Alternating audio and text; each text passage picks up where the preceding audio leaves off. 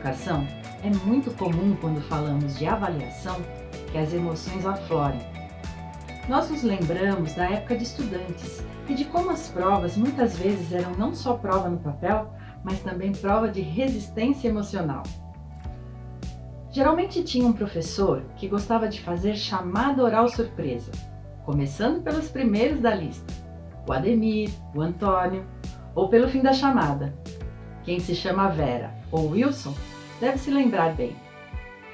Juntando essas chamadas orais com as notas das provas, os estudantes eram taxados como aluno nota 10, o aluno nota 7, nota 5 e assim por diante. Eram categorias de alunos. Passando da posição de estudante para de docente, as emoções continuam. Alguns professores e professoras contam que muitas vezes se vêm agindo de diversas formas. Às vezes associam a nota à aprendizagem, em outras vezes defendem que prova não prova nada. Falam que não é fácil encontrar um equilíbrio entre o que a escola exige e uma forma adequada de entender o percurso de aprendizagem do estudante. Para aumentar um pouco mais a complexidade, vamos pensar nas gestoras e nos gestores, que trazem as suas experiências como estudantes às suas experiências como docentes e estão no papel de gerir uma escola. Aí o caldeirão de emoções está completo. Essas pessoas precisam dar conta de tudo o que falamos até aqui, além de administrar as problemáticas de avaliação dos estudantes e dos professores, responder às demandas políticas e sociais e responder às avaliações externas, como o SAEB e o PISA. Esse é o motivo de eu estar aqui, para apresentar um livro que fala sobre práticas de avaliação com ênfase na educação básica.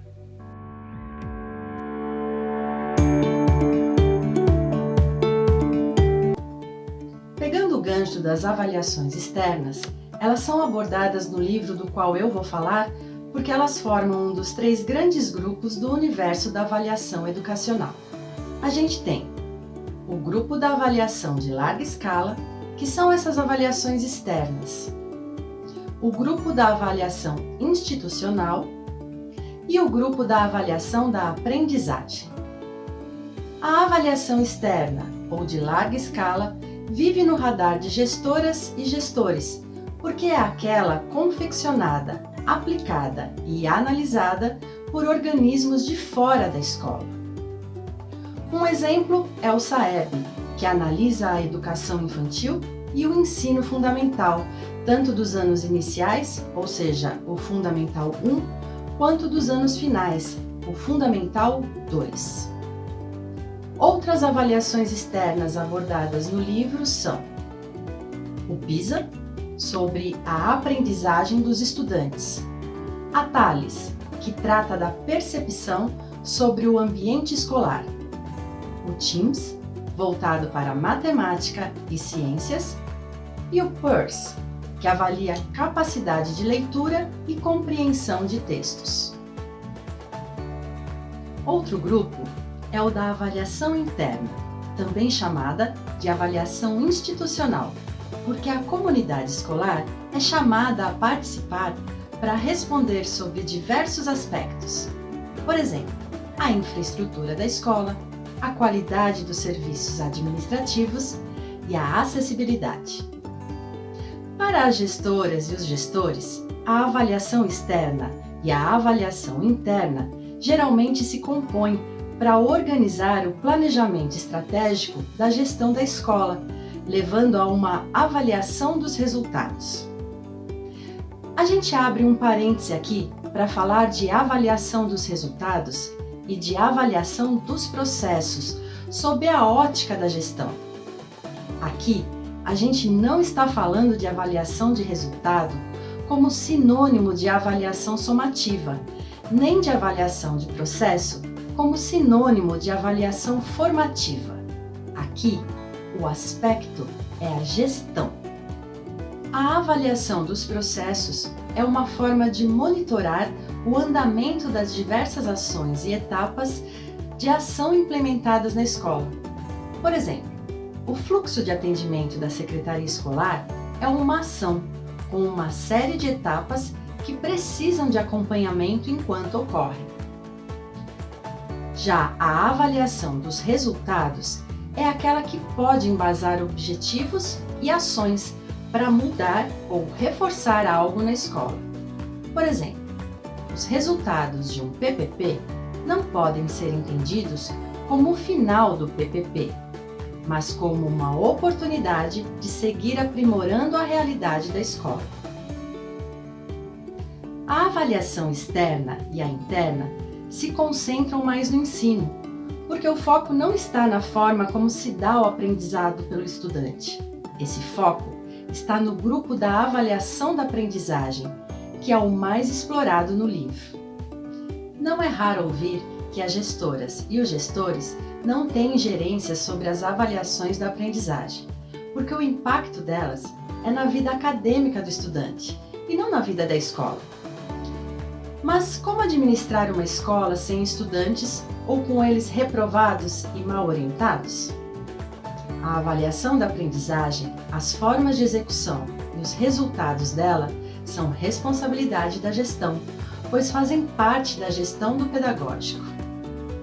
O livro discute as práticas de avaliação geralmente encontradas no dia a dia e mostra como implementar práticas de caráter formativo para melhorar a escola e o aprendizado dos estudantes.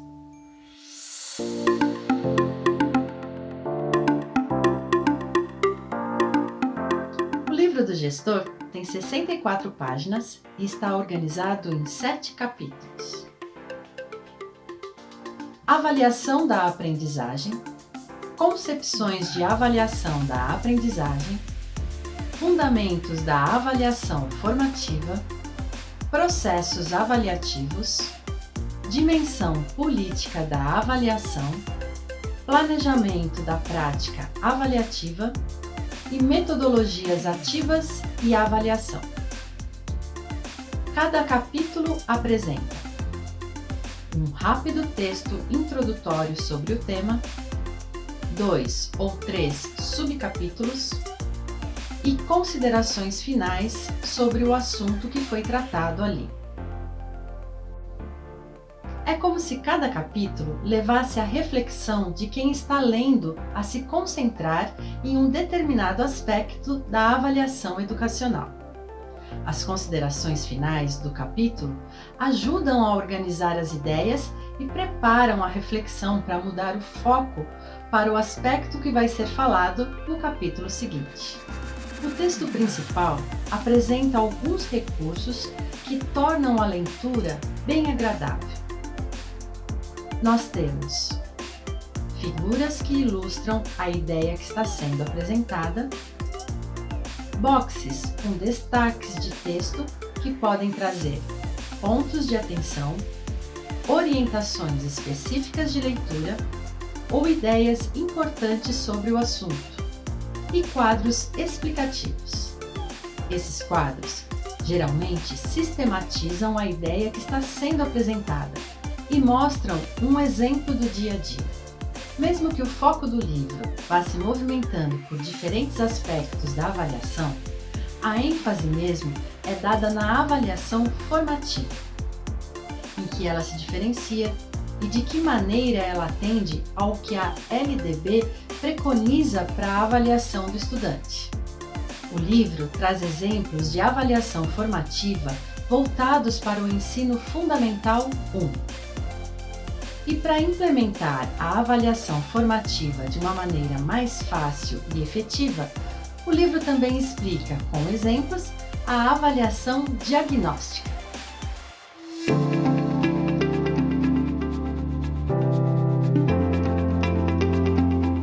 O livro explica, por exemplo, como a avaliação diagnóstica pode ser aplicada para identificar o nível de escrita de uma criança no início do ano letivo e então servir de guia para o replanejamento das ações e práticas de alfabetização. Também é falado como aplicar uma avaliação para identificar a apropriação das operações matemáticas básicas antes de iniciar o conteúdo de frações e porcentagem. Levando em conta que a avaliação diagnóstica busca levantar o grau de apropriação do estudante de conhecimentos considerados pré-requisitos para o aprendizado de outro conteúdo, professoras e professores precisam selecionar com clareza esses pré-requisitos. E o livro dá exemplos que mostram que pré-requisitos não são conhecimentos prévios sobre o conteúdo que será discutido, e sim conhecimentos necessários para entender este novo conteúdo. Essa compreensão sobre o que são os pré-requisitos é crucial, porque muitas vezes o pré-requisito pode estar em outra disciplina, e o livro também fala disso. O livro explica ainda a avaliação somativa, também chamada de avaliação de resultado, e como ela se situa dentro da avaliação da aprendizagem.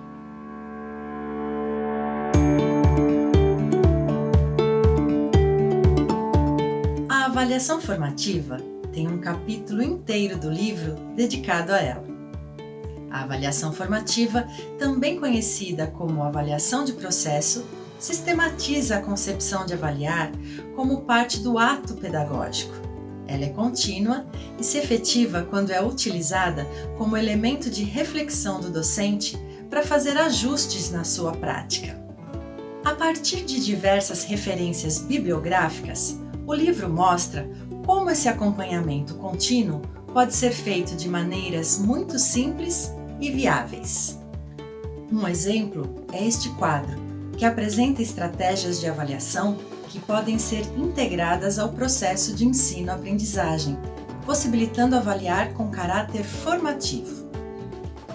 A primeira coluna descreve a estratégia, a segunda, o método, e a terceira, a intenção. Por exemplo, a estratégia seria incorporar perguntas-chave ao estudo de textos. Como método, é possível estabelecer questionamentos prévios para que os estudantes busquem responder. Isso pode ser por escrito, oralmente, individualmente, coletivamente. Vai variar de acordo com a intenção. E quais as intenções nesse exemplo? Levantar o nível de articulação, de profundidade e de compreensão do texto proposto. Esse é apenas um exemplo. O livro dá um amplo espaço para avaliação formativa, inclusive para um dos seus aspectos mais desafiadores, que é a autoavaliação feita pelos estudantes. Como fazer? O que evitar para a autoavaliação funcionar de fato? O livro traz muitos insights sobre isso. A avaliação formativa, por causa do seu potencial transformador de ações, é um grande diferencial no cotidiano escolar e, por isso, vem sendo cada vez mais demandada. Para ajudar os profissionais da educação, o livro tem também um capítulo destinado ao planejamento da prática docente.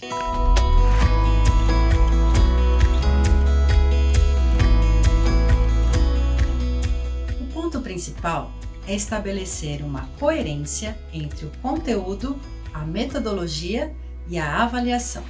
O livro mostra o exemplo de um planejamento que busque essa coerência entre conteúdo, metodologia e avaliação, partindo de um processo de aprendizagem de alfabeto e sílabas.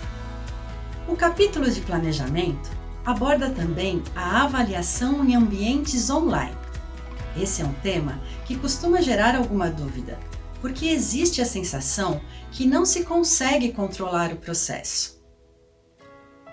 O livro mostra que é preciso levar em consideração que não se pode transportar a lógica de funcionamento do ensino presencial para plataformas de ensino virtuais. Não se planeja o ensino à distância da mesma forma que se planeja a educação presencial. Logo, não se avalia a distância da mesma forma que se avalia presencialmente.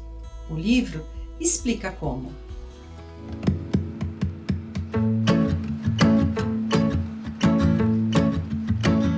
Por fim, o último capítulo aborda as metodologias ativas de uma maneira integrada às práticas de avaliação.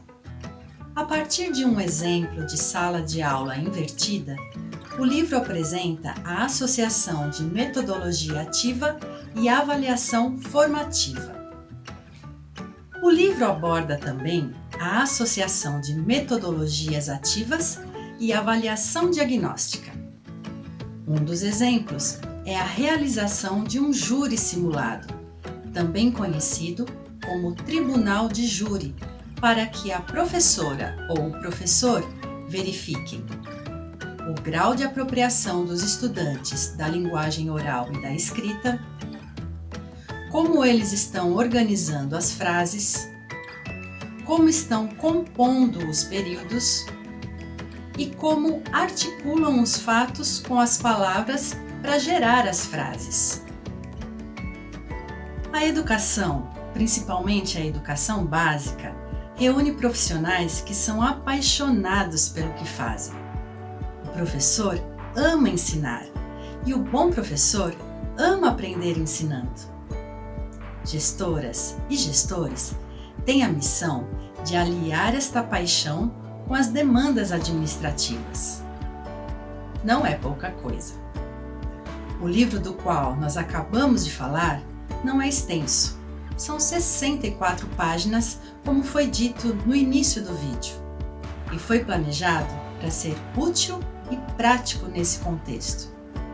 O objetivo é ajudar os profissionais da escola a se afastarem do risco de praticar uma avaliação que não contribua para a formação do estudante.